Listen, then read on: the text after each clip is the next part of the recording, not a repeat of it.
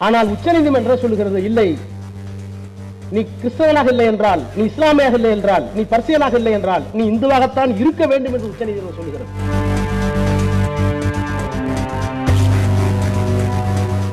नमस्कार। हिंदू धर्म क्या है, हिंदू होने का मतलब क्या है, इसको लेकर देखिए साउथ की राजनीति से जुड़े डीएम के नेता ए राजा ने कुछ ऐसा बोल दिया है जिसके बाद से ही मोदी सरकार उन पर बुरी तरीके से भड़की हुई है।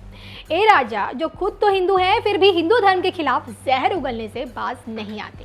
हाल ही में देखिए सोशल मीडिया पर उनका हिंदू धर्म से जुड़ा एक बयान जमकर वायरल हो रहा है, जिसकी बीजेपी ने कड़े शब्दों में घोर निंदा की। आखिर ए राजा ने ऐसा क्या बोल दिया जिसकी वजह से उन पर हिंदू विरोधी का ठप्पा लगाया जा रहा है। हिंदू को लेकर ए राजा की जुबान से ऐसा क्या निकल गया जिसकी वजह से देखिए बीजेपी डीएमके पर हमलावर है। आइए आपको सुनाते हैं ए राजा का वायरल हो रहा ये बयान। ஆனால் உச்சநீதிமன்றம் சொல்லுகிறது இல்லை, நீ கிறிஸ்தவனாக இல்லை என்றால், நீ இஸ்லாமியாக இல்லை என்றால், நீ பர்சியனாக இல்லை என்றால், நீ இந்துவாகத்தான் இருக்க வேண்டும் என்று உச்சநீதிமன்றம் சொல்லுகிறது. இப்படிப்பட்ட கொடுமை வேறு எந்த நாட்டிலாவது உண்டா? இந்துவாக இருக்கிற வரை சூத்திரன், சூத்திரனாக இருக்கிற வரை நீ விபச்சாரியின் மகன், இந்துவாக இருக்கிற வரை நீ பஞ்சமன், இந்துவாக இருக்கிற வரை நீ தீண்டத்தகாதவன். எத்தனை பேர் விபச்சாரி மகனாக இருக்க விரும்புகிறீர்கள், எத்தனை பேர் தீண்டத்தகவனாக இருக்க விரும்புகிறீர்கள் என்கின்ற கேள்வியை உறக்க சொன்னால்தான் அது சனாதனத்தை முறியடிக்கின்ற அடிநாதமாக அமையும் என்பதை விடுதலையும் முரசொலியும் திராவிட முன்னேற்ற கழகமும் திராவிடர் கழகமும் எடுக்க வேண்டிய காலம் வந்து விட்டது. जब तक आप हिंदू हो तब तक शूद्र रहेंगे, और जब तक शूद्र हो तो वैश्या के बेटे रहेंगे, और जब तक आप हिंदू हो तब तक दलित रहोगे, और जब तक आप हिंदू हो तब तक अछूत रहोगे। और इतना नहीं, पूछते भी हैं कि भाई आप में से कितने लोग वैश्याओं के बच्चे बनकर रहना चाहते हैं, आप में से कितने लोग अछूत रहना चाहते हैं। और अगर हम इस तरह के सवाल पूछेंगे तभी सनातन को तोड़ा जा सकेगा।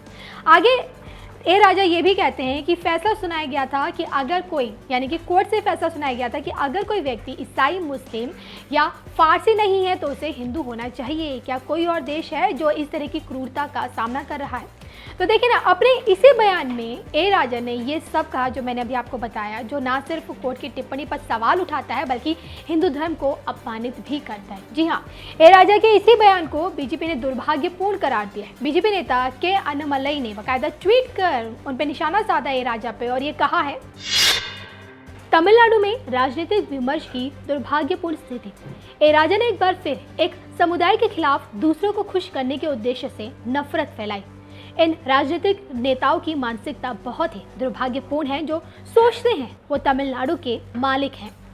तो ए राजा का देखिए हिंदू धर्म के अस्तित्व पर सवाल उठाना, सनातन धर्म को तोड़ने की बात कहना, वैश्या से लेकर शूद्र और दलित को हिंदू बताकर अछूत कहना, ये उनकी मानसिकता का परिचय है जिस पर अब बीजेपी समेत हिंदू संगठन हावी है।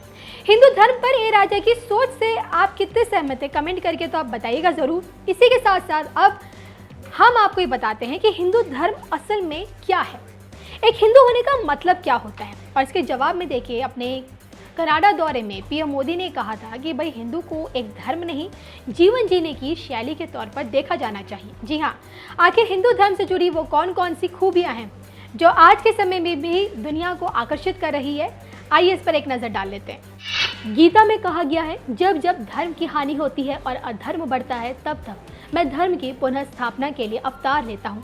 यानी इसे भगवान द्वारा स्थापित और संचालित भी माना गया है। इसे हिंदू धर्म की पहली विशेषता मान सकते हैं, क्योंकि इस धर्म को किसी मनुष्य द्वारा नहीं बल्कि देवताओं के द्वारा स्थापित और संचालित कहा गया है। यहाँ भगवान का ध्यान पूजन करने के लिए समय का कोई बंधन नहीं है। भक्त को जब समय मिले तभी वो अपने आराध्य की उपासना कर सकता है, क्योंकि हिंदू धर्म की मान्यता है ईश्वर कण कण में है और हर क्षण में हर स्थान पर मौजूद है। स्त्री पुरुष समानता का भाव जैसा हिंदू धर्म में प्रकट होता है वैसा किसी अन्य धर्म में नहीं है। इसका प्रमाण भगवान शिव का यही अर्धनारीश्वर स्वरूप है, जिसमें शिव के आधे अंग में देवी आदि शक्ति का वास माना गया है। हिंदू धर्म एक मात्र ऐसा धर्म है जिसमें मारक को भी पूजनीय माना गया है। इनके प्रति आदर का भाव प्रकट किया जाता है और इसकी वजह यह है कि हिंदू धर्म में मृत्यु को मुक्ति का मार्ग माना गया है।